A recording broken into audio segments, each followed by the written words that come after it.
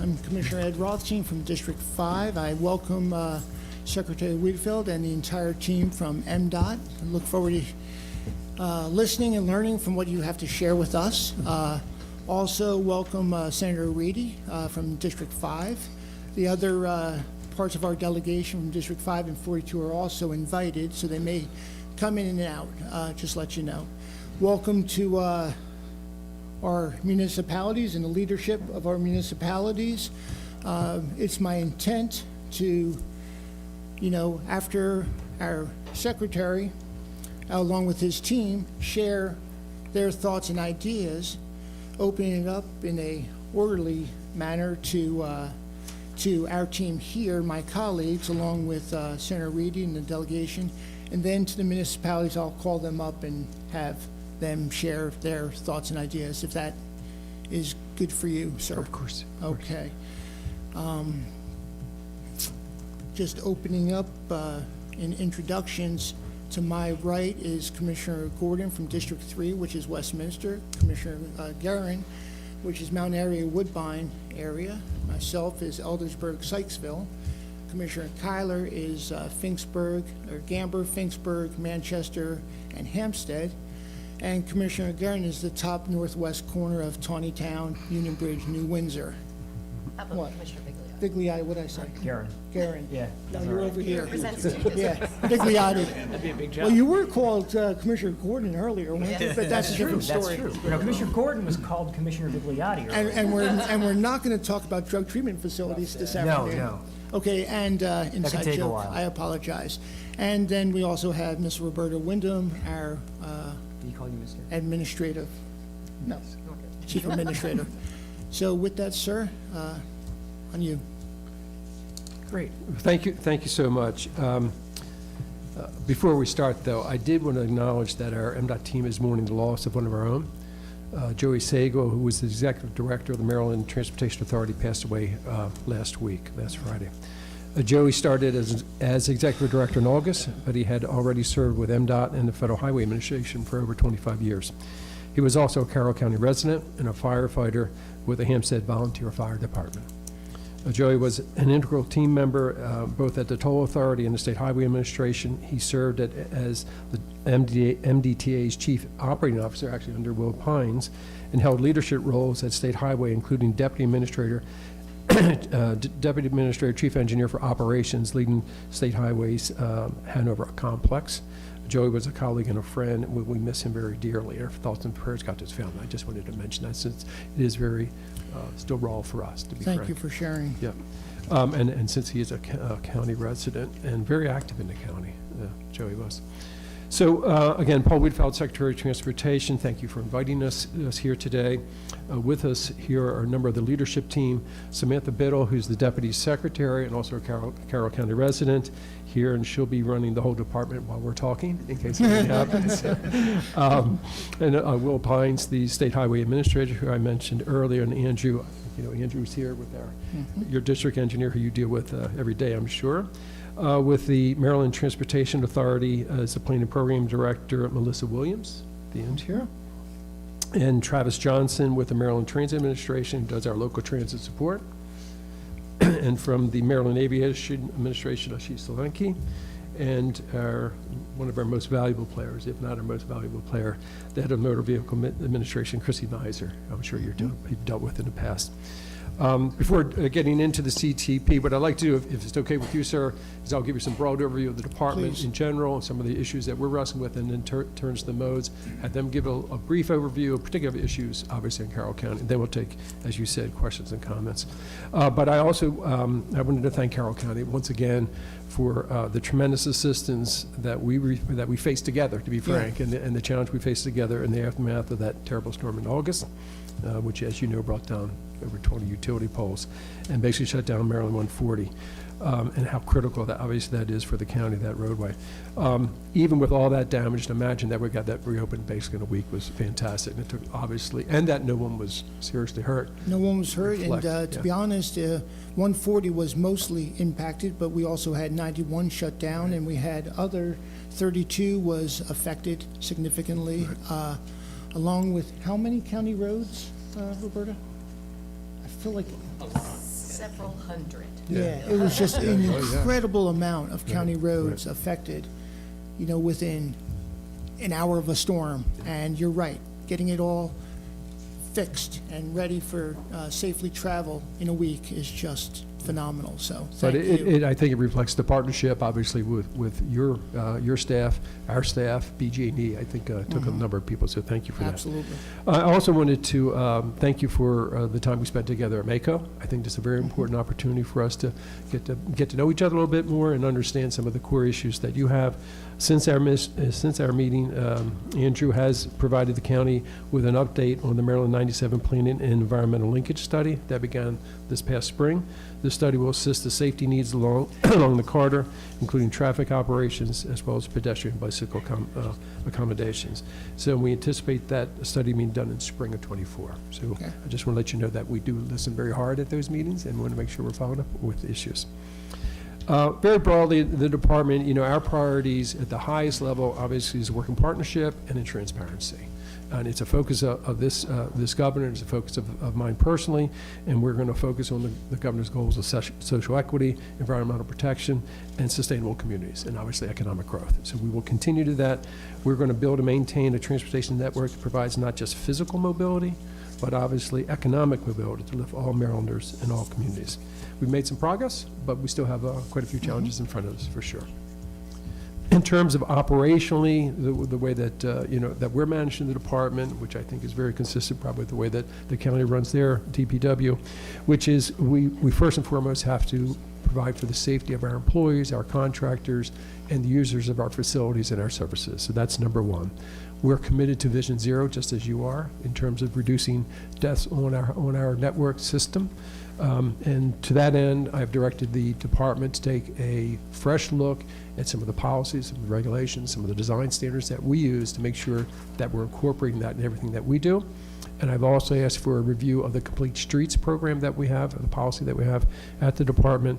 It has been over 10 years since we've done that, and I think that's very important because that's the policy that basically protects some of the most vulnerable use of the system, pedestrians and bicyclists. And you're familiar with 695 accident, that horrific accident. It did take 2 Union Bridge lives, Yeah, father, son. Yeah. So, I know, but it just underscores the importance of everything we do Right. to make sure that we're protecting, again, everyone that touches the system. Our second priority is system preservation. The citizens of Maryland have made multi-billion-dollar investments across all modes, and then we've got to protect it. Having served at Metro for a few years, you can see what happens when you don't do that. The system deteriorates very quickly, service deteriorates, and you come back and you do it, and you pay a higher price. So we have to always keep on top of that, just again, I'm sure as you do here in the county. And then we use dollars, in effect, to expand the system, enhance the system where we can. And we want to do that in concert with community goals, clearly for economic and other reasons, and that's what we will do. One other goal that we've, just is coming in greater focus for all of us is dealing with climate change and the impacts it can have on a system and the resiliency you need to have built into your system. Clearly, in a state like Maryland, with all the coastal areas that we have, it's very, very huge, but even just the storm that you experience here. So we will continue to do that and move further and further into that area. So as we create this system that we all want to preserve and build for the future, obviously it takes a lot of dollars, right? We're all under that stress. So the department, like you, have been dealing with tremendous financial pressures with record inflation, materials, lacks of materials, and increases in materials, labor costs. All those things are driving our financial stability. We were very fortunate that through the COVID, meaning the dollars that we got through the COVID program through the federal government, supplied almost $3 billion in terms of dollars to us, to the department, which basically funded the transit systems both in the Baltimore-Washington region and some of the lot system. We were able to use those dollars. Well, those dollars are drying up, and they will be gone in '25, our next budget fiscal year. Combine that with the core, one of the core funding sources, the motor fuel tax for Maryland. Over 20% of our revenues come to the trust fund from the motor fuel tax. And there's the combination of two things that are very good for the consumer, but not necessarily good for the financials. And that is, as cars become more efficient and miles per gallon go up, obviously that impacts the financial dollars we get. And as the fleet is being converted to electrification, obviously we're not collecting dollars. So that's a large pressure on that. One other major source for us is the titling tax, our other major source. And that's under similar pressure as cars are built to last longer, which is a great thing, again, for the consumer. But from a financial model, it causes pressure for us. So that is some of the true things that we're dealing with on a financial scale. We've been very fortunate with the IIJA money, right? It gives us some capital dollars. And basically, we get two pots of that. It's the formula dollars that we get, that, for different highways and different things that we have. And that's generally an 80-20 split, 80 federal, 20 state. But then there's discretionary dollars. And they generally fall 50-50, 50% state and 50% federal. But you're competing nationally, so you have to have the dollars to compete. So as we get pressure on the trust fund, it puts us at a disadvantage to do that. So that is another challenge for us. So this has all come to roost in the capital program that we're here to discuss today. So the 6-year program is roughly $21 billion, but we have produced a program that unfortunately has over a $2 billion hole in that program. Historically, the department probably would have made different cuts in the program. We decided to do something a little different. And it's because I think these are big, much larger issues than just a momentary budgetary reaction. We have a major issue that we're going to deal with, right, in terms of the needs that we all want, and do we have the finances to do it? Are we, what can we do about this? So that's why we did not, in effect, produce a program that was balanced at this time. But we're turning to, the legislature has set up a revenue investment commission that basically is looking at this issue. It started with the looking ahead to the issue of electrification of the fleet and the impact it would have on the trust fund, but it's now evolved into a much larger discussion given some of the pressures we're under. So that commission is due for a report to the governor in January of '24, a draft, the first draft, and a final in January of '25. So, that is where a lot of, obviously, we all have to wrestle through some of these issues. So that's why you see the program that we have here today. So with that, that's sort of big, large pictures of where the department stands, both in terms of our priorities and some of the pressures that we're currently under. I'll turn it over to Administrator Will Pines to go through some of the highway projects. Is that on? Got it? No. Test? Tinkerbell should turn red. Blue? Not sure. Okay. You got it? And honestly, it's for the outside as it's being. Understood. Okay. Thank you, Paul, and good morning, everyone, or afternoon.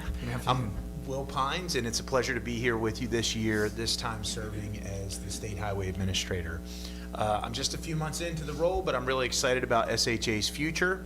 Under my leadership, SHA will continue to advance infrastructure projects that will connect Marylanders to jobs and economic opportunities.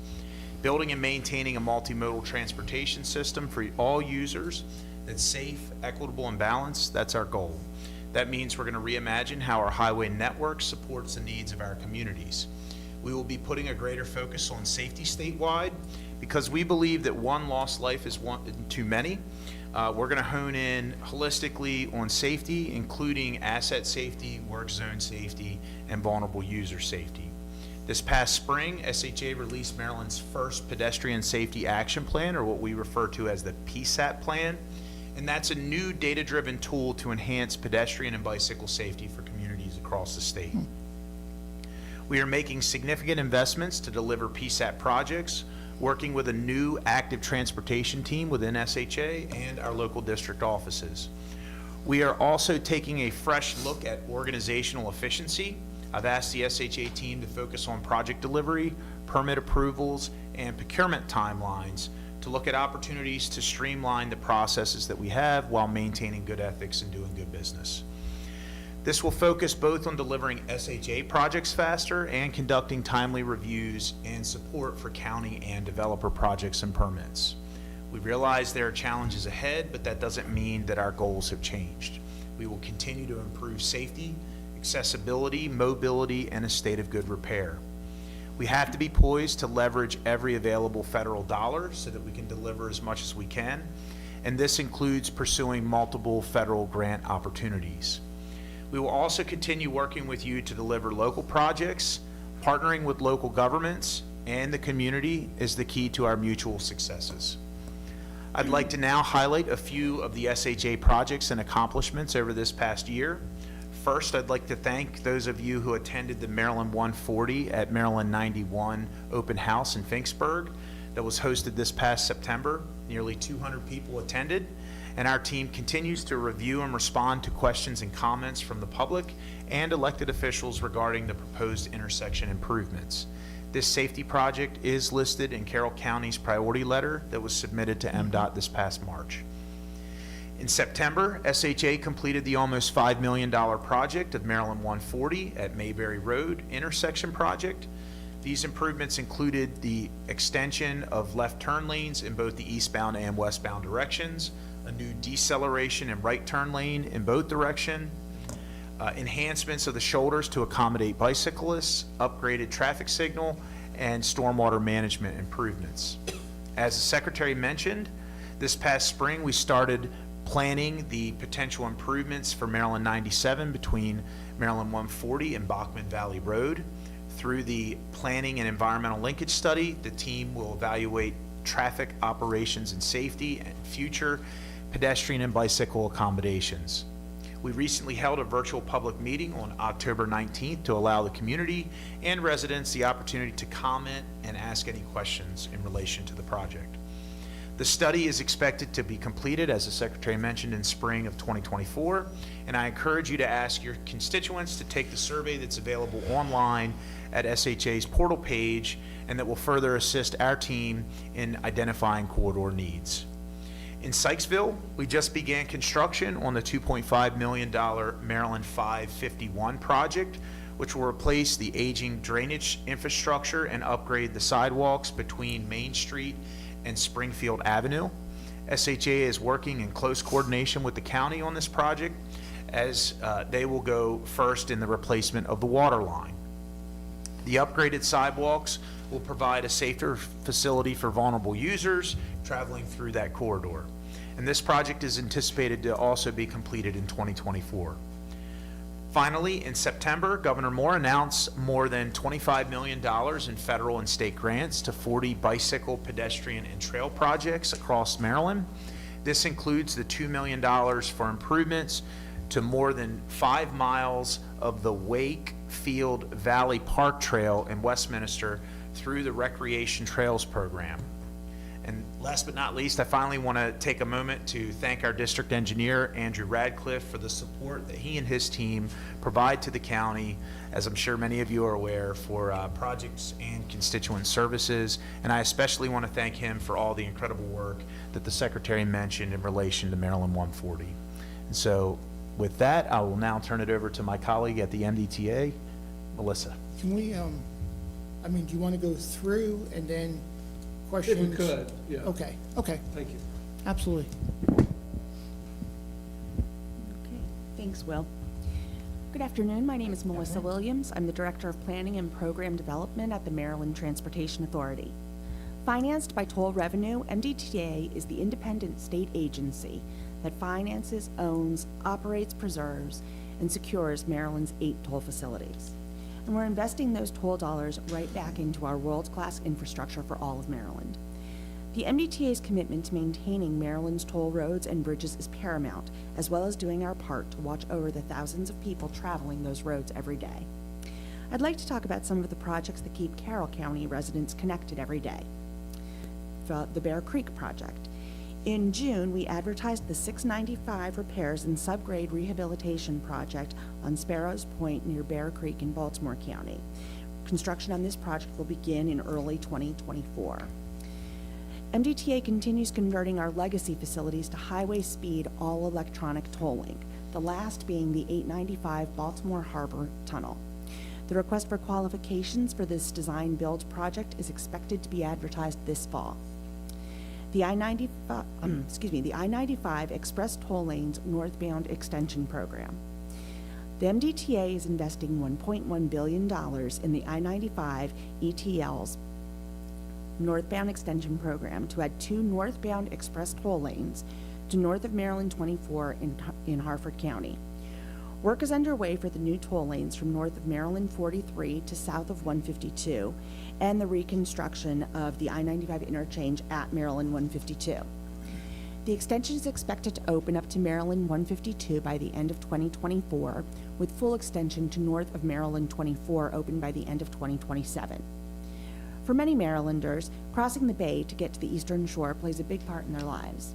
The $28 million Chesapeake Bay Crossing Study, Tier 2, NEPA, is analyzing alternatives to provide adequate capacity and access to improve travel, reliability, mobility, and safety across the bay and along the US 5301 corridor. Over the summer, we held numerous public engagement activities and heard that Marylanders are frustrated with the congestion at the bridge and want relief from traffic jams that occur year-round. If you'd like to know more information about the project, I encourage you to visit our website at baycrossingstudy.com.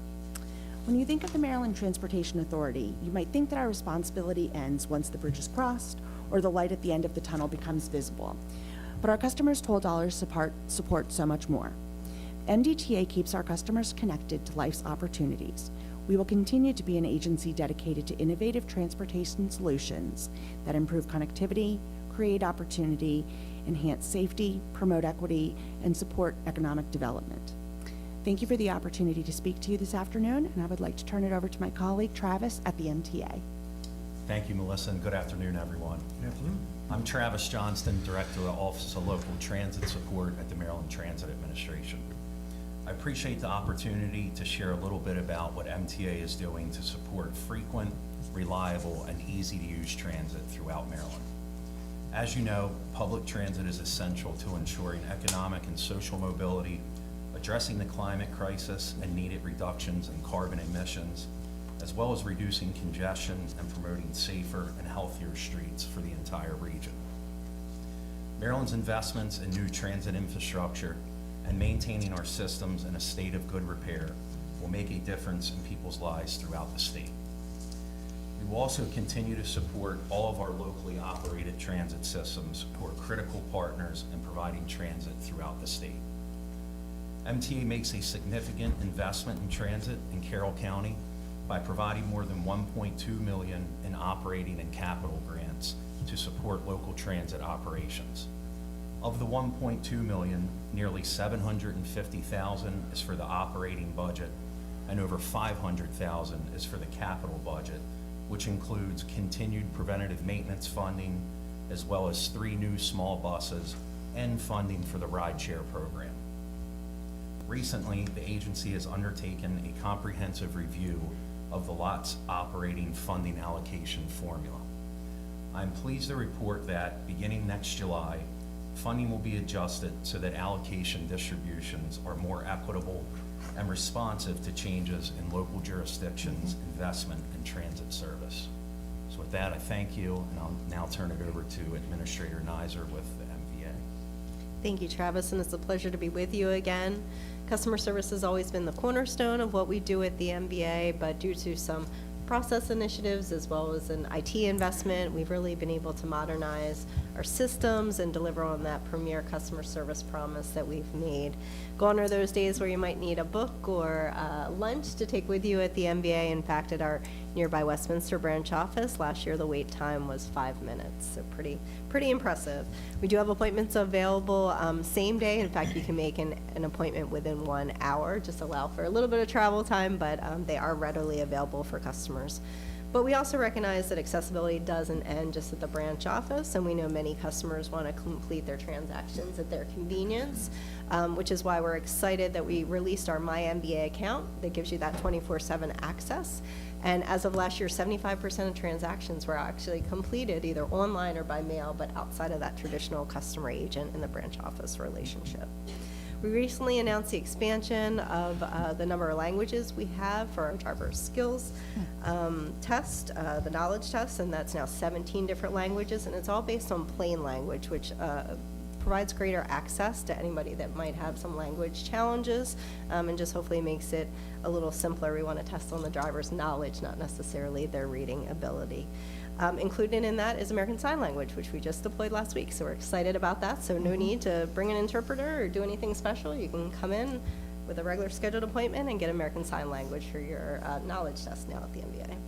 And we also continue our outreach efforts. We want to make sure our services are accessible to everybody in the community, and that includes individuals who may have special needs. Moving to safety, as the Secretary said, it really is a key priority. Last year, 9 people lost their lives here, and based on the data, we have 7 people so far this year have lost their lives. That really is consistent with what we're seeing statewide, which is that numbers are higher than they've been in a long time. Unfortunately, we're closing in on 600 potentially by the end of the year based on the projections that we have. We have not been that high since 2007, just to give you a perspective. So we're really doing a call to action statewide to ask everybody to remember every time you get in a vehicle, those safety tips that frankly you were taught as a new driver. When we analyze the causes of the crashes, you know, it really is the same thing. It's speed, it's impairment, it's people not buckling up, and then distractions behind the wheel. So we can all make a difference with those things, obviously, each and every time we're in the vehicle. And I know you mentioned that horrific work zone crash, and the governor has created a working group to look at that. So SHA and MBA are leading that effort to try to help come up with some good recommendations for the governor by the end of the year, and really hopeful that when our workers go to work, they should be able to be safe, and that's really critical. I do want to thank Carroll County, because you've been a great partner in terms of highway safety efforts and putting together a local strategic highway safety plan. In September, Governor Moore announced more than $320,000 in highway safety funding. That comes all here to the county, to law enforcement, as well as other organizations that we partner with here. We also have a new tool, crash data, that is real time in terms of fatalities that you can access as another source of information to help you make decisions as you're looking at your resources. But as always, if you need anything, please reach out to our highway safety office or myself personally. We'd be glad to help you. We really believe it's that partnership that makes a difference and that'll help us reach 0 fatalities. In conclusion, I just really want to thank our great MBA employees. When I talk about these accomplishments, they're their accomplishments. They've done such good work, and I'm just proud to be a part of their team. So thank you very much for having me, and now I'd like to hand it over to Ashish to talk about MAA. Thank you. Thank you so much, Chrissy. Commissioners, delegation, good afternoon. Great to be with you this afternoon. I wanted to brief you on our activities at Maryland Aviation Administration, not just at BWI Marshall, but our statewide airport programs. I wanted to start first and recognize safety remains priority #1 for us, but we also have to recognize and understand our airport community provides a great economic benefit, not just to the state, but also to our local regions. We provide travel, tourism, and of course, economic development. Governor Moore has spoken about these great assets and ensuring a dynamic and growing economy for our state. And certainly with the airports, I want to reemphasize jobs, businesses, economic impact that they bring to your community, our state in total. It benefits all of us. I wanted to segue at this point and share with you what our activities have been at BWI Marshall for the last year. We're coming out of the pandemic strong, as a matter of fact. We're actually 90% of our activity pre-pandemic levels. That's a great trend, great direction, and that's something we want to build on going further. We are also, give you an idea from the economic impact point of view, we're about $9 billion in statewide economic impact. That's jobs, that's businesses, along with the airport, of course, our airline partners and our concessionaires and all of the other support activities that come along with the airport's function. We are also, in another side of that perspective, I mentioned 90% recovery, but on the airline side, our capacity, our airline partners have recognized the importance of the airport of BWI Marshall, and they've started adding flights, adding seats, the capacity side of our industry. And so, give you that perspective, we are 17% greater in seat capacity today than we were last year. In comparison to the pandemic, we're 3% higher than we were in the pandemic. So the trend is there, the direction is there, both on the capacity and the demand side. At the MAA, at the BWI Marshall, we want to maintain that progression and support for our community. Now I'd like to share with you an update on our capital program. If you've used the BWI Marshall, we hope you had an opportunity to use some of our award-winning restrooms. And we're pretty proud of it internally, but we hope you are too as well, because that's what we're focused on, our customer-driven experience.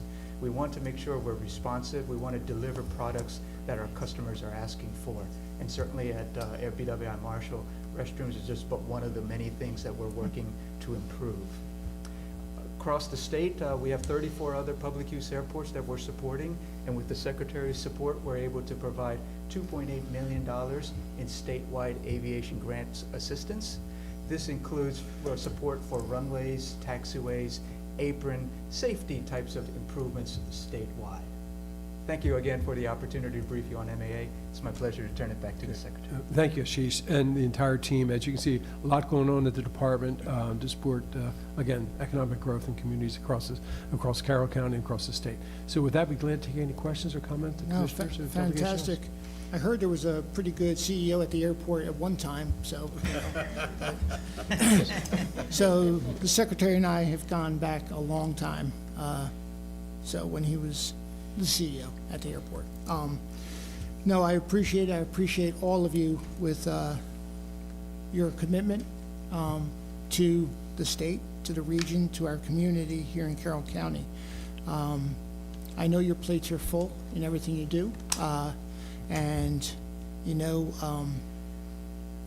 I think the best thing for us is having the ability to convey our message to you at ground level. We seem to work hard, myself and colleagues, to be very transparent to both our community but also to the state, which includes our delegation, so they know these are the things that matter. And walked in a few minutes ago was Delegate Chris Tomlinson, also from the 5th District, so appreciate, Chris, you being here as well. What I'd like to do is turn it over to my colleagues for any specific issues, and then we can go from there. I have one. And I understand the focus and the importance on bike lanes, pedestrian safety. One of the things that came up at the public meeting for 91-140, a lot of the people did not understand why there was a bike lane on 140, and we've got a bad intersection already, and that just further complicates it. Could somebody touch on that? Is it required, and why is it important, or is it an option? Sorry, I don't know. That's okay. Give up. I did that on purpose, just so you know. Yeah, I mean, certainly statewide, our focus with the Secretary mentioned complete streets. We definitely have a strong focus on improving multimodal transportation throughout the state. And that's both for everyday travels and recreational purposes. I know sometimes I think folks think bikes or lanes are just intended for weekend rides, but we see that there's a lot of interest in trying to get a mode shift where people can do everyday life outside of a vehicle. And so it is part of our focus to try to expand the network whenever possible. But is it necessary? I mean, Carroll County is diverse, and just like the state is very diverse. So there's some communities that want to see more bikes, and bikes traveling from point A to point B, whether it be work or pleasure and/or pleasure. But then there's other areas you're not gonna see that much bike traffic. We are more rural. And Spread yeah, out. because we're so rural, And- not so rural, it's because we have that rural community, do we really need to look at a bike lane if it's causing angst in this development?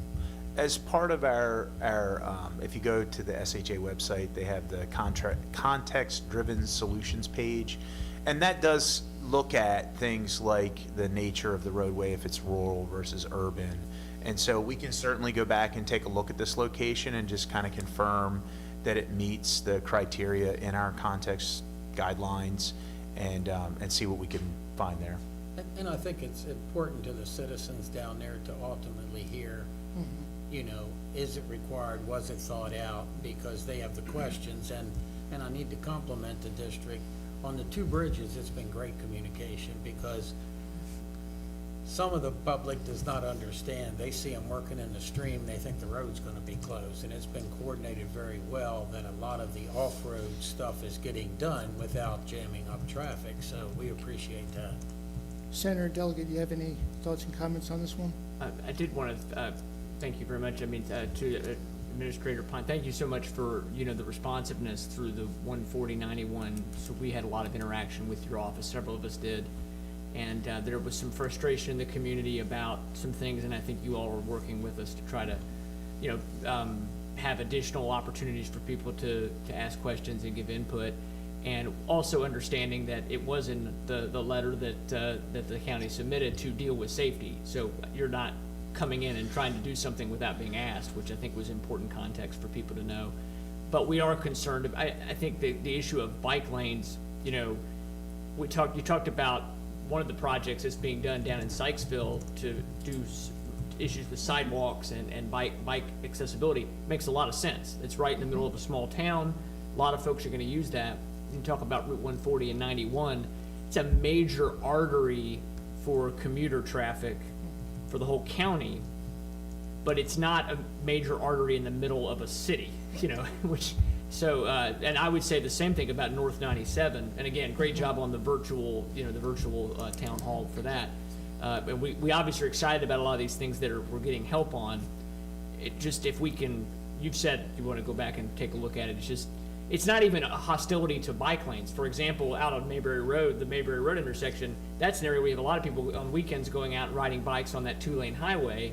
But when you're talking about a major 4-lane artery in Finksburg, it's just, that's not necessarily a place where a lot of folks are riding not a lot of folks are riding their bike from Westminster to Owings Mills to work. It is, at least in my experience and understanding, I'm willing to be wrong. But I appreciate you being willing to go back and look at that and give us some input. Yeah, absolutely. We can go back and really provide clarity on how we got to this decision and what's kind of driving the purpose and need for that at this location. And if it's not merited, then we'll work with the community to make adjustments. I appreciate that. And then there's one other, one of the other listed projects I was curious about, down on Route 26 on Liberty Road. It's been a priority for a long time. It's not the top priority for the county, but they're, with a lot more business and residential growth over the years, the artery between Route 26 at 32 over to Liberty Reservoir, what's needed to make some of those changes happen? Because I'm noticing it's not in the pipeline right now for the state, which I understand. Can you give us, for me, some insight, and for us, kind of where we are with that? So I'll talk at a big picture level, and then maybe any details that our district engineer could add a little more insights. But we plan to start pursuing some engineering concepts on that to really help provide that path forward that we're going to be starting next year in 2024. Much of what we do, I know folks get frustrated about timelines, but it does require good planning to make sure you don't get too far down the road and find out people aren't happy with the direction you're heading. And so that's really the next step for us, is to get that concept moving forward. Because we've done surveying but not engineering. Is that basically where we are? Or we've done,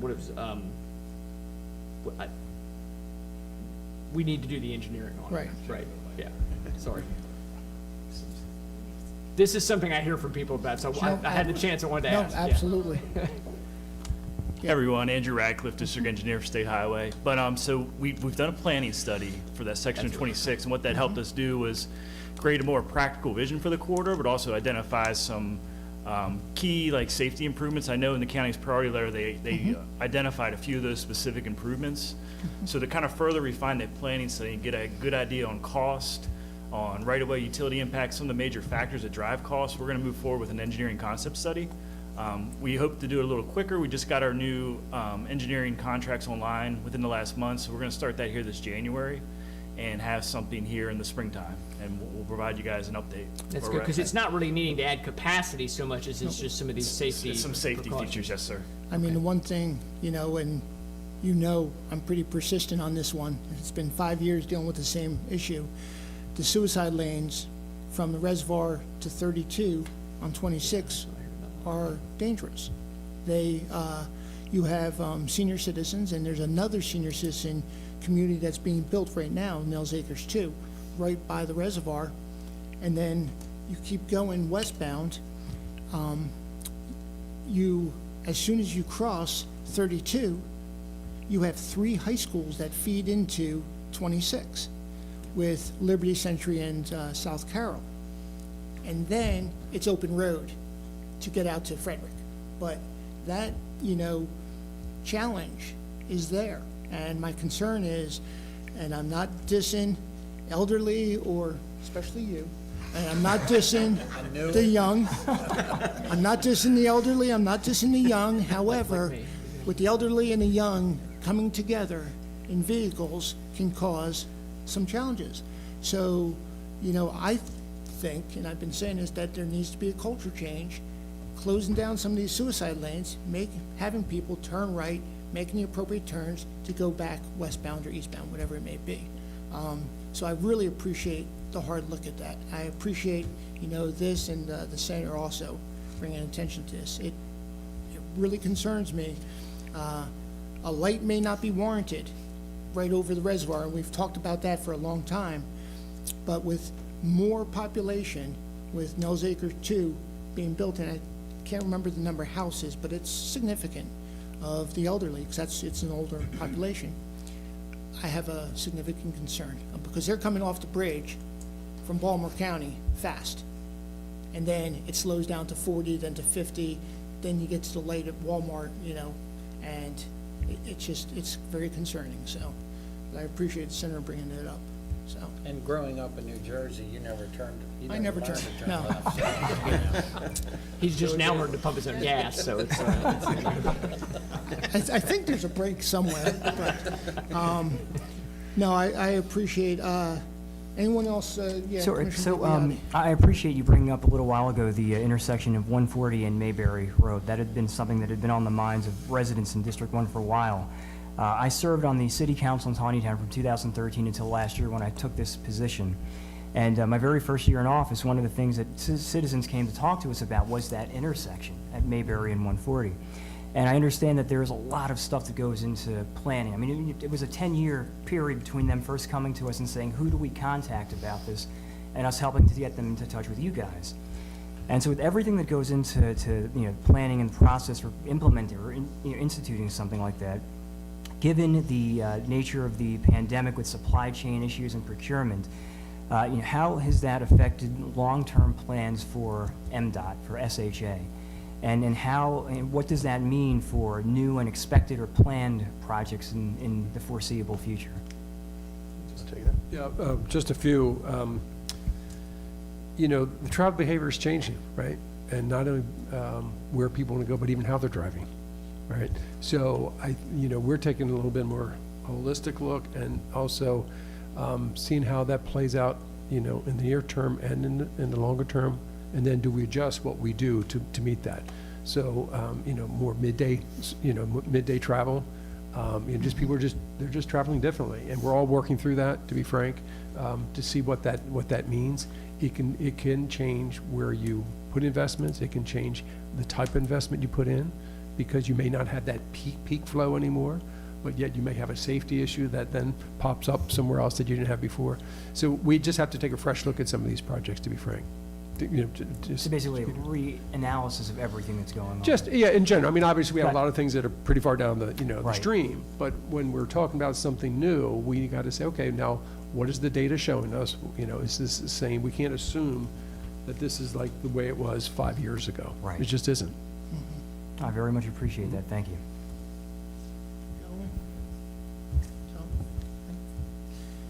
The sidewalks. Is the sidewalk projects under PSAP? Is that where it falls?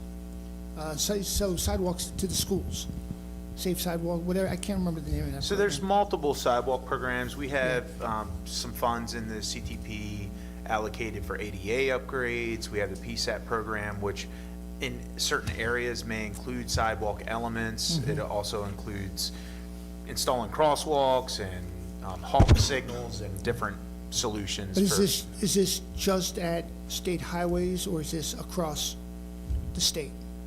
So when it comes to sidewalk improvements, we work with many counties. Some Okay. counties will even bring funding to the table sometimes to advance certain projects that are federally eligible, and we'll partner with the county to be able to advance certain solutions there. I talked about a couple of the Yeah. grants and those. So no, absolutely, some of our projects where they interface with the county, we work Yeah. together to expand out a little bit. And does that answer your question? It does. There's, still elementary schools that do not have sidewalks in front of them. And, it's a challenge. One is funding, two is the actual property. Can it be suitable for a sidewalk? And is it cost-effective to doing sidewalks?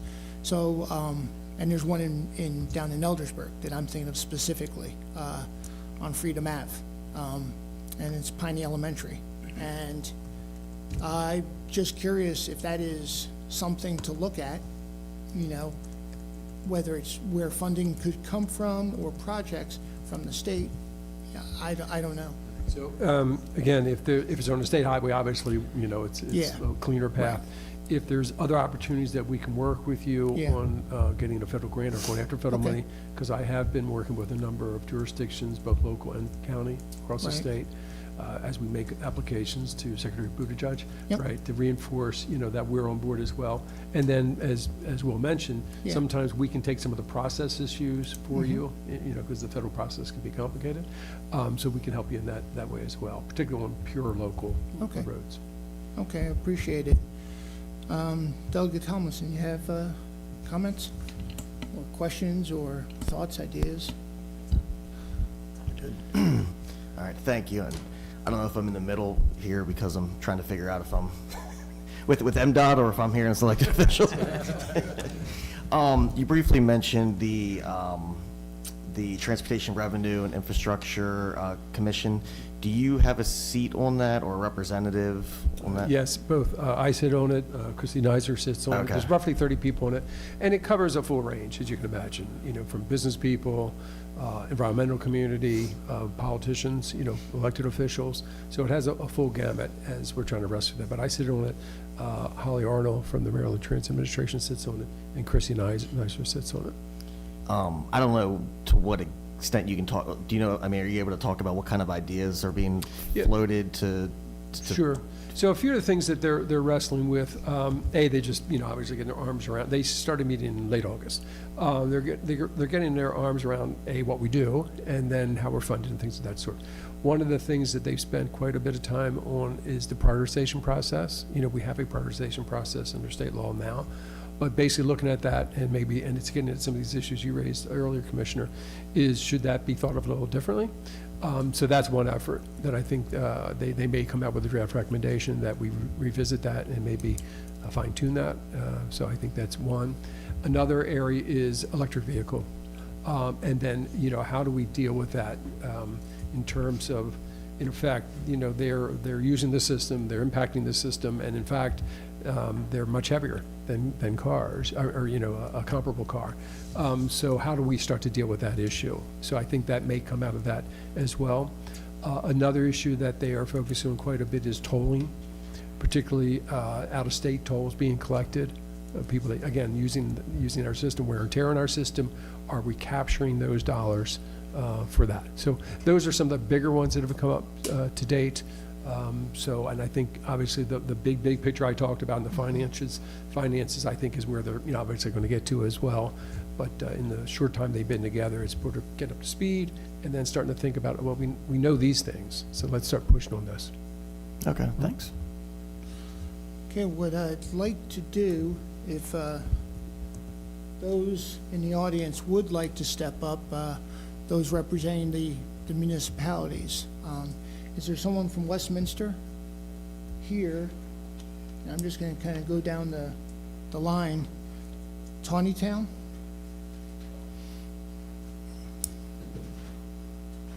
How's it going? My name is Christopher Miller. I'm the mayor of Tawnytown. I wouldn't be an elected official from Tawnytown unless I brought up the bypass. So the city's making good headway on our work towards the bypass. we've been working with developers on trying to incorporate ways that those can be part of the bypass. We've been buying up land for part of the bypass. We've been working with the county on the bypass. And I know just last year, I think it was 2022, where, was it 2022 or 2023, where they mentioned it into the transportation plan? Was it this year? So the 23 letter was mentioned this year about the bypass, and we're extremely grateful to the county for that. We just hope we remain on everybody's minds as they're looking at these projects.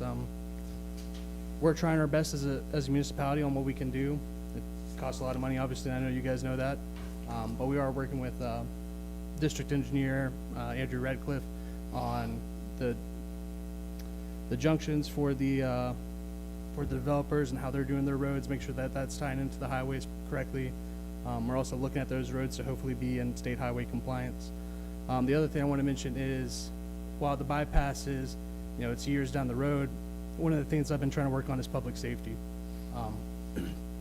It is really hard to walk on our main street right now without hearing the trucks rolling by, just trying to get across the road during 5 p.m., 8 a.m., where we have 3 light traffic all the way backed up. It takes me about 8 minutes to get half a mile down the road to City Hall from my house. The traffic backs up really bad. And not only that, what happens is when that traffic backs up, people are starting to use our roads through our neighborhoods as a bypass. And that's pedestrian safety right there. We're working on getting sidewalks on a lot of those roads, and we're doing everything we can as a municipality to make those roads safer.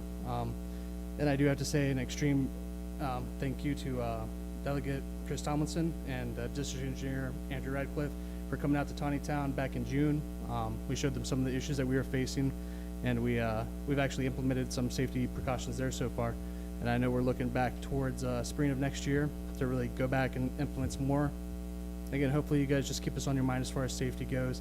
And if you ever get to Tawnytown, you're at the intersection of 140 and 194, and you can't make a turn or anything like that, think of what it would be like if there was a turn signal there or a delay or something, just to put it on everybody's minds. But hopefully you guys think about us. Don't forget us. I know we're a little tucked away in our corner, but thank you. Absolutely.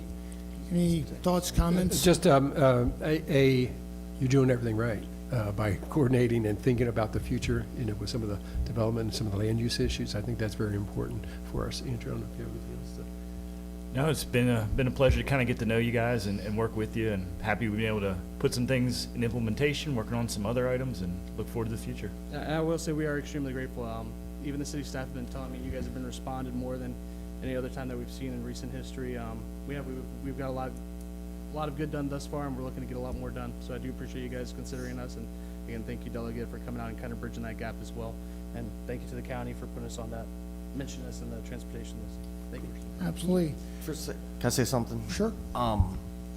So, obviously knowing Joe for many years, the Tawnytown bypass has been something that's been brought up, and as somebody who just, got into this position, I didn't know that much about the project. To me, I thought it was kind of something that people talked about that maybe will happen in, 2060 or something. But once we met with the district engineer and Mayor Miller there, it actually looks like it's something that could actually come to fruition. And can you kind of just briefly talk about, because one of the things I was really impressed with was that it's not just, because when I think of the bypass, when I think of the idea of a bypass, I think of the Hampstead bypass, built in 2009, I think. Yeah, 2009 it was completed, which is a completely new road, that was built, I believe, pretty much by the state highway, whereas the project that you kind of laid out involved a lot of private dollars or working in conjunction with private developers. Can you kind of talk a little bit about that? Sure. Or the idea of that? So as we have a lot of housing that's looking to be built, one of the things we're working on, and we're actually this November, I'm going to be asking my council to look at outsourcing a comprehensive plan to really tie all this together. But the idea is, as these developers want to build these houses, we're making sure that our towns getting the benefit of it. That's making sure that as they're building these roads can be used as a future bypass to kind of network it all together. And we've been purchasing, if you're familiar with the Antrim Boulevard site, we've been purchasing land on that direction to kind of tie it back in. And We have one development that's in the works right now that's gonna be building a significant portion of that through private dollars, through the developers of the houses and everything like that. They're gonna be doing all that, and eventually we're gonna take it over, but the hopeful idea is all this will kind of tie together into at least 75% of the bypass right there along all that. And the idea is, as we go back and look at this comprehensive plan, is we want to make sure that everything is tying up correctly. As we want to get done professionally to make sure that all these roads are tying in correctly. They're leading right into each other. There's not going to be any issues. And realistically, once we get that comprehensive plan done, and as these developers are coming, we're making as much progress as we can individually as a municipality to kind of get this done, because it's important to our constituents. I'll tell you, I got 5 messages this week about traffic, about turning signals at the intersection of 141, 94. It's important to them, and it's important to our businesses as well. A lot of them are being impacted. The people on our main street, as the logging trucks are coming by, their houses are shaking, they're being woken up in the middle of the night. They're coming 12 a.m., 2 a.m., they're going through there and they're waking people up. Not only that, people trying to cross the street, it's hard. It's hard to, our businesses to maintain there, just because you can't walk down that main street right now and have a conversation without the truck traffic going through, the lights being backed up. And when that kind of level of backage occurs with all that traffic, nobody's looking to stop at businesses. They're trying to get through there. And it creates a safety problem everywhere. As it backs up, they want to use our more residential neighborhood roads to try to get around it. And I have people contacting me about that, and we're looking to do whatever we can for public safety, but the bypass is going to be a big part of that. It's going to be the ultimate, in our opinion, the ultimate solution to it, but we're doing everything in the meantime to make sure we have that public safety put into place because we know it's going to take a lot of work, it's going to take a lot of money, it's going to take development, but we want to make sure we're doing everything we can in the meantime for it. And Yeah, I'm sorry. And could you very briefly speak about the challenges with the fire department and the police station being on that road as well? So, the fire department right now is on our main street. It's actually right down from our city hall. When that road backs up, they can't get out of there. All it's going to take is eventually one emergency where that road is backed up, 3 lights, where they're not going to be able to make it out there. Their only means of exit is onto that main street. And when both those lanes are backed up at the light, and then there's cars parked on the side, there's no way for them to get out of there. Same thing for our police departments on our main street. When those are backed up, I have a hard time getting out of the police department sometimes. I have a hard time getting out of our city hall. I have a hard time just driving that road. All of that leads to a public safety issue in itself. And I know, me and Joe, we talked, a week ago, or last week? Yeah, Saturday, about the issues that the fire department is inevitably going to be facing as all this happens. I mean, they have a sign that says, do not block the entrance, but every time I'm up there, that entrance is blocked. It's hard because I know it can't be fixed immediately. And I've been trying to iterate that to everybody that this isn't an immediate fix. It's going to be a long-term one. The bypass is a long-term solution, but anything we could do, turn signals, delay on the lights, anything we could do, just get that flowing a little bit better. A lot of it is those people trying to turn, they start backing up into that, I think it was 3 lights I was backed up, and it was mainly because nobody could turn left, and it happens all the time. And I am hoping eventually we get a turn signal there, or we get some kind of delay on the lights to at least just allow the flow to go. And I know you guys know more about roads than I do, but that is the number one thing I hear from my constituents is, I want to be able to turn on my roads, I want to be able to get through my town a little bit faster than 6 minutes for a half a mile.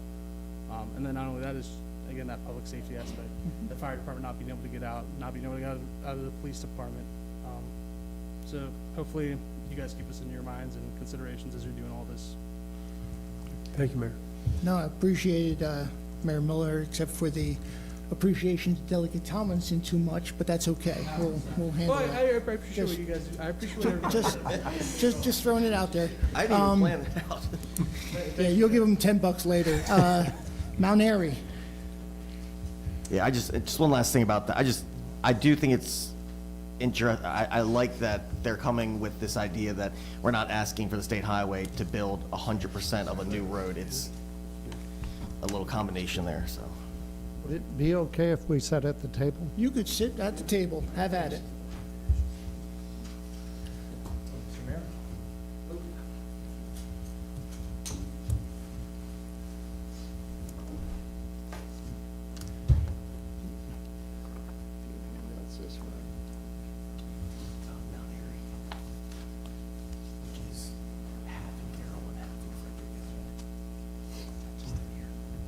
Okay.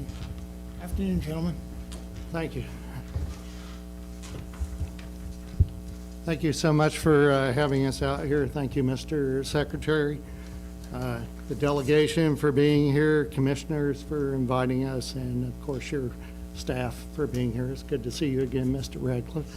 So, a couple of editorial comments and hopefully a little bit of levity here, and then I'll jump right into it.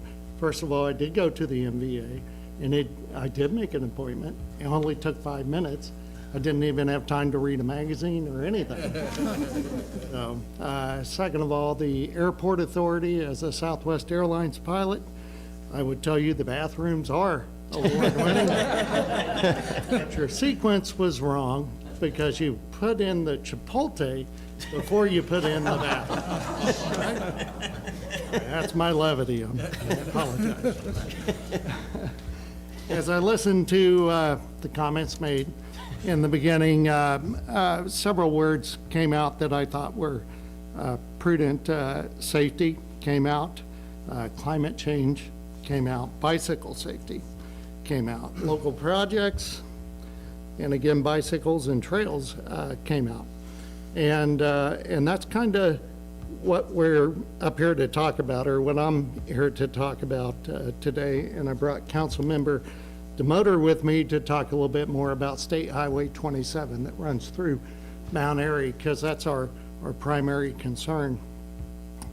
In 2018, what I passed out is in 2018, we did an analysis to cross Highway 27 with either a pedestrian or bike path. 3 things came up. One was an at-grade crossing, one was to bridge over it, and the other one was to tunnel beneath it. Our town engineer favors the tunnel idea, and I think it's probably not a bad idea to go that route. In 2018, when we brought this idea up, and we spent quite a bit of money on that study, it was decided that there were some other areas of the trail that we could work on first. And that's what we did. We went to the Frederick County side, purchased some abandoned right-of-way from CSX, about 0.6 miles, and we have completed that. So we have a trail that runs from the Frederick County side. We have a little gap that we have to take care of, and then we can get all the way to Highway 27. If we get across Highway 27, now we're getting to about 1,000 houses that are over on the Carroll County side. From our main street, on a bike or on your feet, just walking across the highway. Like I said, we got about 1,000 homes over on the east side, 1,000 homes over on the west side. But we're currently looking at a development. Pleasance Development has come in, and they're looking at building 492 houses right in the middle of this Rails to Trails project. With that added 492 houses, they're actually talking about a significant senior component to that housing. And I've said at every meeting, and I've said, unless you can get pedestrians from the east side of State Highway 27 to the west side, I'm not going to be in support of this project. They have housing, it's a mixed-use development, they have housing on both sides that are coming in. We have to be able to get pedestrians from the east side to the west side and back over or under Highway 27.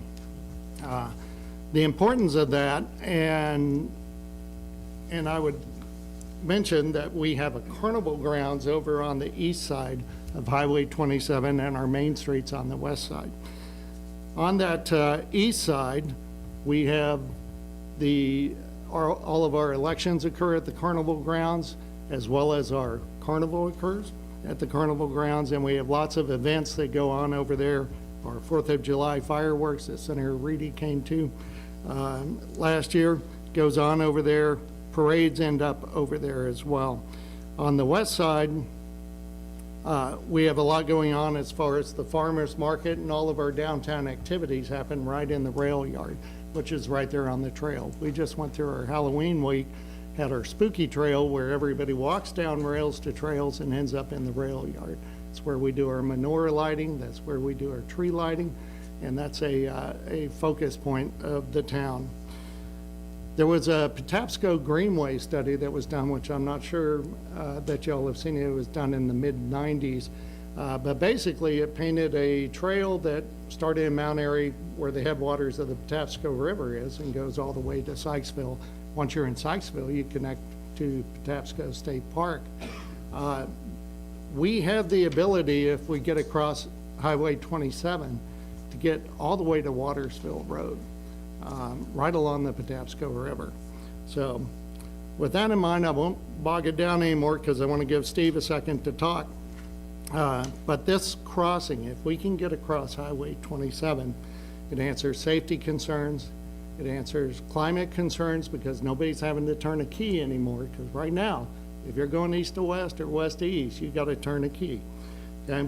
And it also encourages a healthy lifestyle for all of our citizens. So please consider this as you move forward in state highway. Thank you so much.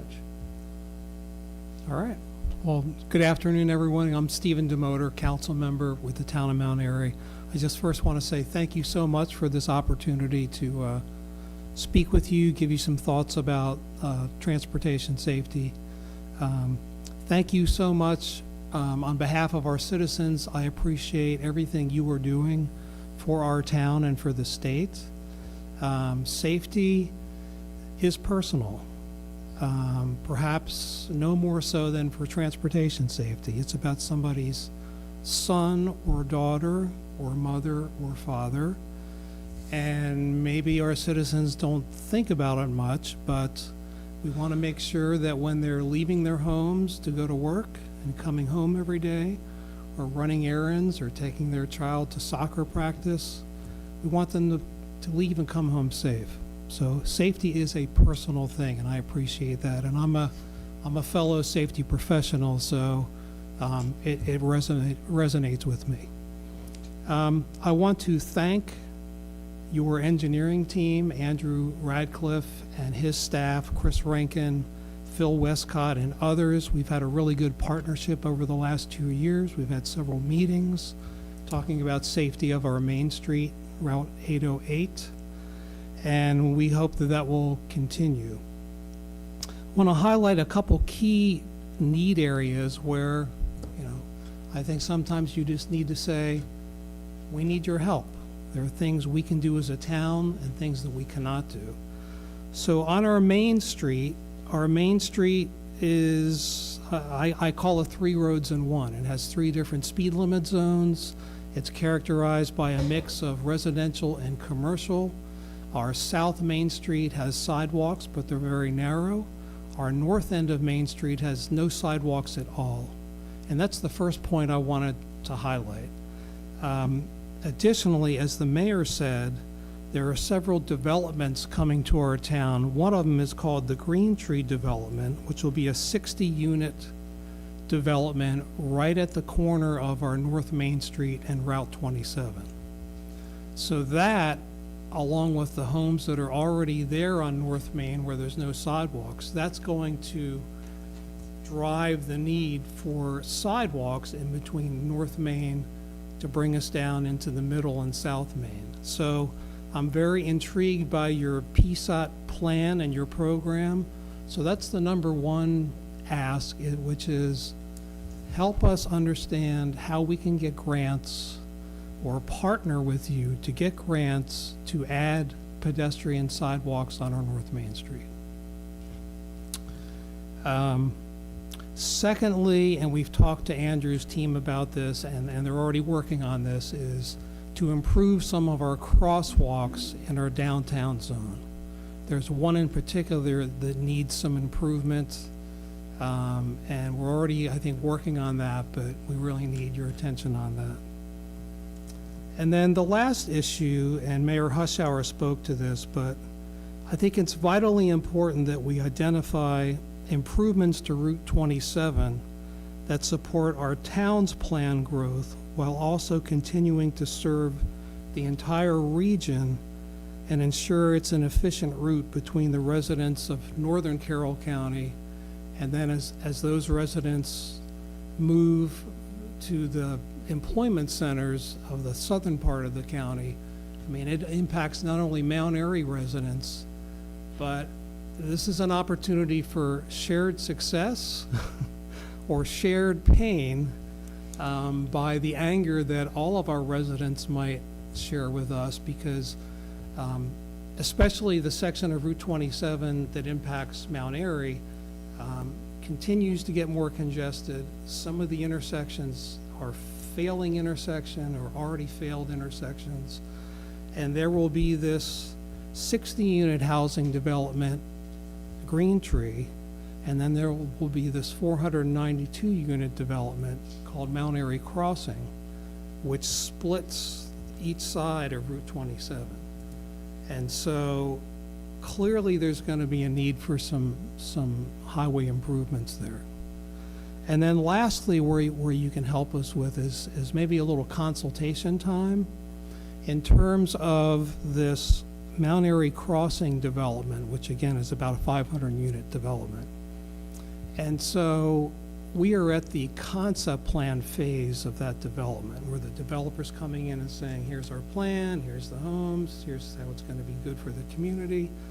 And we want to take an early look at the impacts on our adequate public facilities, transportation. So we could use some help in even just a conference call to say, from your perspective, looking at that number of housing units and the traffic it's going to bring, from your perspective, what are the roadway improvements that would need to happen on Route 27? So that we then have that frame of reference, so when the developer continues to come at us and they say, well, here's how we're going to address that need, we can see how real or unreal that proposal is. So we will be better armed with what the real impacts would be. So that would be very helpful. So those are the main items. And again, we've got a great partnership going, and I just look forward to continuing to work with you. A few comments, I'll turn it over to Will, but we'd be glad to work with you on some of those issues, particularly the consulting part of it, make sure they're moving in the right direction. We also have I have some people in the headquarters office that can help particularly figure out some of these federal grant opportunities. Again, as I mentioned earlier to the commissioner. Very good. I think there's an opportunity there, so we'll make sure we reach out to you on that. Okay, very good. It sounds like there's a lot of interest in developer projects for the crossing at 27 and Yes. also just in general in the town. Andrew's team works on our access permits process. We have the traffic impact studies that are required that kind of guide on our state right-of-way, what solutions we require, and then the counties through their APFO guides what developers are required to do for county routes. And so some of this might be a matter of are those local requirements strong enough to get you where you want to be? That's a question, but certainly for the state routes, we'd be happy to sit down and look at like a pre-development. Yeah. Make sure that where we're going to land in the end is going to get you where you want to be. Yeah, I mean, just at a 1,000-foot level, just giving it a sanity check and saying, well, you're going to need extra lanes, or you're going to need these kinds of signaling or whatever. And then armed with that, we can make good decisions for our town when we're dialoguing with the developers. I hate to sign it all to Andrew, but I think you're ultimately going to be. It's all right. No, we have a ton of expertise on our staff, Yeah. both in land development, traffic operations. So let's talk offline Sure. and set something up. Okay, thank you. And I'll leave you with this. We've been doing a lot of proactive enforcement combined with education, because we all know when you pair those two things together, it's more effective. So in addition to extra enforcement on our main street, we're doing educational programs. We prepared a brochure that's handed out to citizens when they're stopped, and I'll just pass these around so you can see what we're doing in this regard. Chrissy, you want to talk about the 4 E's? It is definitely a partnership, and that's why when we work on the local strategic highway safety plans, it's all about bringing the partners to the table. So this is great. We always think about engineering, and certainly our engineering solutions are important, but education, Yes. enforcement, and then of course emergency medical services if a crash does happen, making sure folks get to the services they need quickly. So it's about all of that working in balance together. So thank you. I'll definitely look at this, and we've got outreach coordinators that work throughout the state, so I'll make sure that they're in touch with you. Thank you so much for your time. Thank you so much. Very well done. Thank you. Okay, we went northwest, southwest. Let's go southeast, Sykesville. Joe? Just so we can, my name's Joe Costantini. I'm the town manager down in Sykesville. We really just want to continue to sing the praises of State Highway District 7 and Andrew and his team. They've been instrumental in helping us with all the improvements there along Maryland 851. Obviously, it's being repaved as we speak. I know the stormwater project's getting ready to get kicked off, but we do want to reiterate the pedestrian connection on the bridge on the south end of Main Street and make sure that stays on everybody's radars. That's kind of the final component to everything along that corridor, and would really tie in the Howard County side into our downtown. So just want to make sure that stays on everybody's radar, and again, just thank you to Andrew and his team. Appreciate it. We don't want to talk about Howard County. Okay. Union Bridge. Anybody? New Windsor. Good afternoon, everyone. How you doing, sir?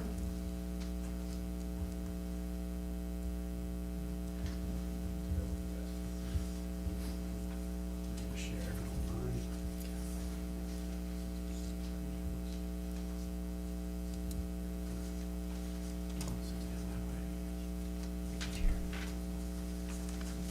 Good afternoon, everyone. Neil Brooks, Mayor of New Windsor. Also, before I start on our project, also the Maryland Municipal League Chapter President for Carroll County, and I want to thank Mr. Secretary and your team for being available not only here but at the MML conference back in the summer at the round table. I know it's probably a little overwhelming, but your staff did an excellent job taking notes and getting the information that they could. I know it's a short period of time everybody has, but it's very helpful. So on behalf of all 8 municipalities here in Carroll County, thank you. Just briefly, I don't know whether this is an idea for Tonytown and the fire department, but with paid personnel up in Tonytown now, I don't know whether there could be an alert system that would turn the light there at the square green for a certain amount of time for the apparatus to get out. That's a 911 Carroll County government issue, but that's just an idea to think about. First, I want to thank Andrew and his team that we've been working, different folks since 2014. This is the second time that we've had this project, which is now the Urban Development Project, which was formerly Streetscape, which was formerly Community Safety Enhancement Project. So whatever it is, it's still the same project to us.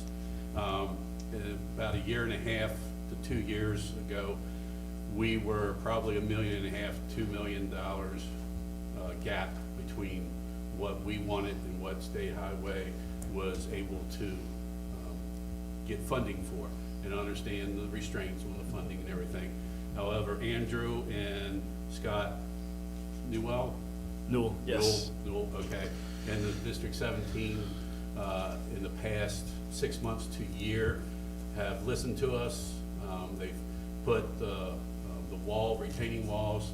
If you take a look at the first picture, that is the actual site of part of High Street. That's a 400 block. As you can see, there's no sidewalk part there. And that yard right there, a good friend of mine owned, Kevin Nall. You'll probably meet him up in Garrett County. He's now the county administrator up there. Until he was able to sell his house, little story here, I had to mow that for him. And you have to literally walk out on the highway to mow the bank there. That to me is unacceptable when it comes to safety. Now, I know it's not a safety enhancement project anymore. However, a project of this magnitude, I think safety has to be addressed. And if you take a look at the second two, they are thankfully to Andrew and his team, renderings of what the street would look like when it's completed, with and without the rail. If the wall is 36 inches high, I think it has to have a rail there. But either one of those, and that's what now with Andrew and Scott, their assistance, that's back on the table, and they've been fighting for us for funding, and we're about $600,000 gap right now. So that's a tremendous help to us. and I've already reached out to our delegation multiple times to start working on that. Currently, we just started the $4 million water replacement line that will take place and will be finished fall of '24. And then the idea is for SHA to come in, of course, and do their responsibilities of the project.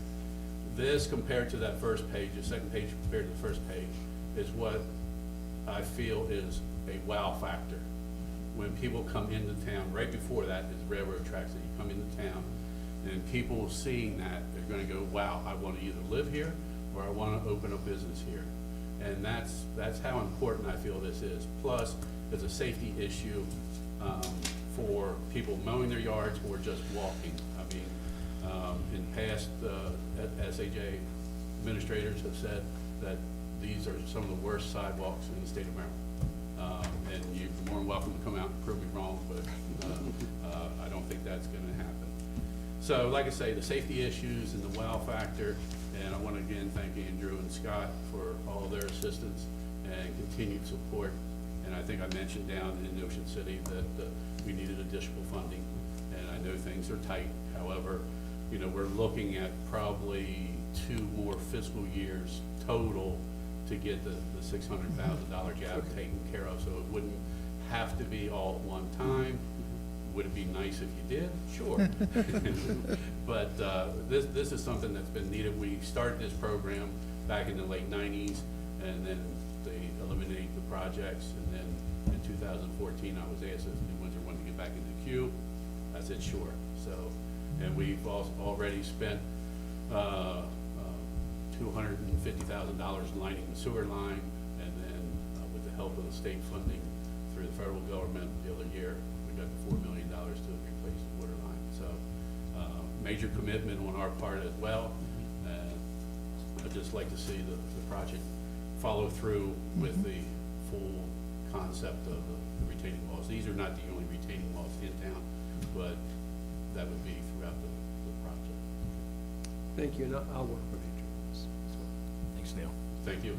Okay, thank Mr. you. Mayor, I'm sorry, before you go, maybe you want to talk briefly also about how important the streets are to New Windsor, for example, with music on the main, and why the streets themselves and the sidewalks do matter. Good point, thank you.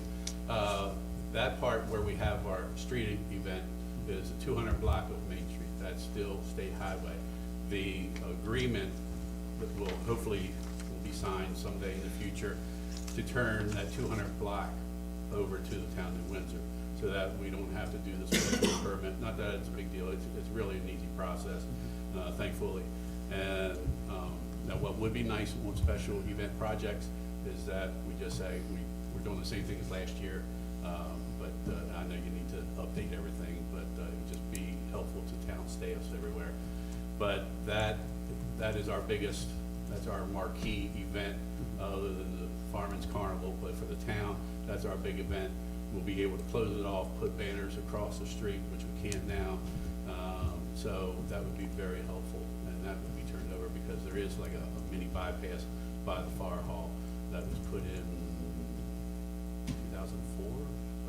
That sounds about right, yeah. Something like that. When they built, no, well, yeah, because the fire hall was in Yep. 2005. So, but it is very important for us to have street events, and it's a big event for us, but we'd also would like to see more events. And if we could just, close the street off, without the special permits and everything, it would be a little easier for other organizations to come in and say, hey, we'd like to have an event in town as well. Okay, thank you, Mr. Mayor. Thank you. Thank you, Mayor.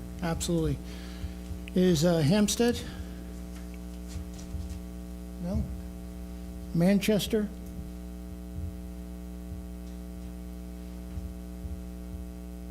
Hello.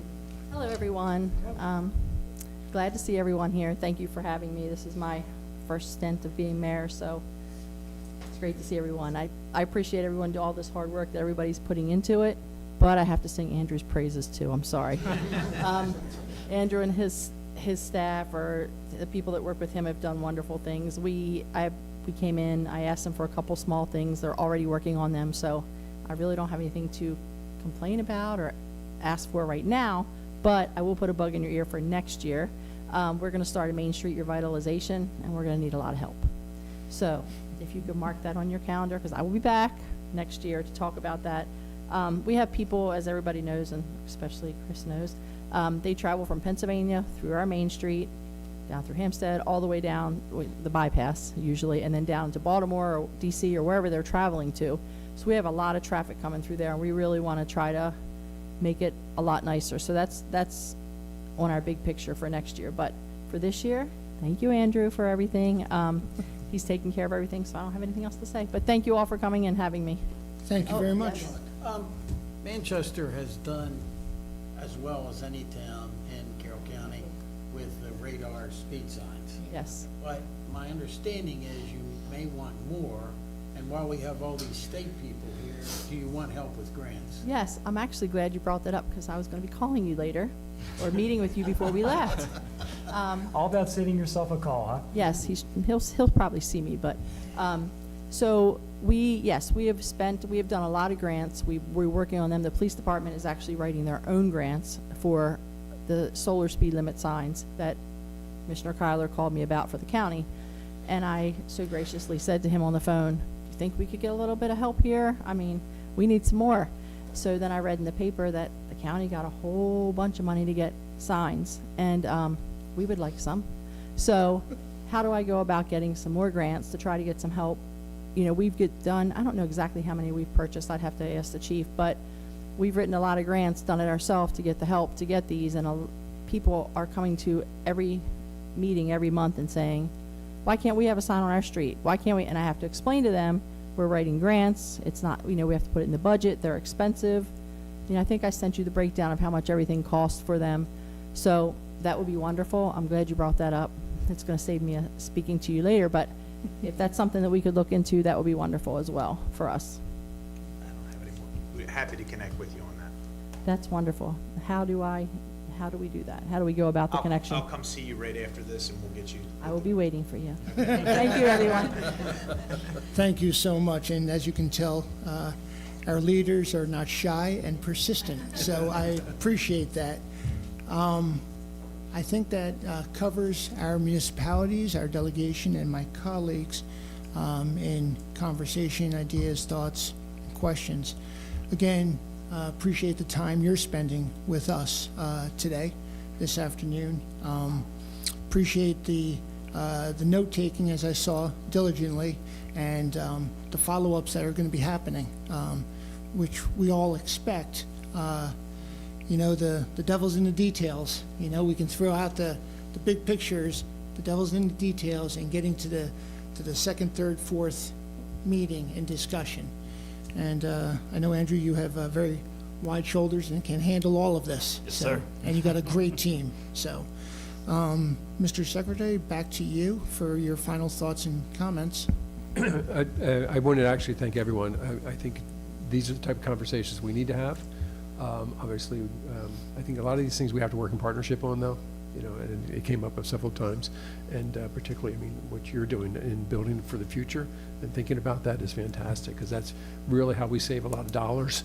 You know, we make sure, and we talked about other things, making sure that we do the planning right, so we get what we really want, and that we do it sort of hand in hand, right? And we don't come in and try to drive things that you don't want. So thank you for your time. Absolutely. With that said, a motion to adjourn. So moved. All in favor? Aye. Thank you. Thank you.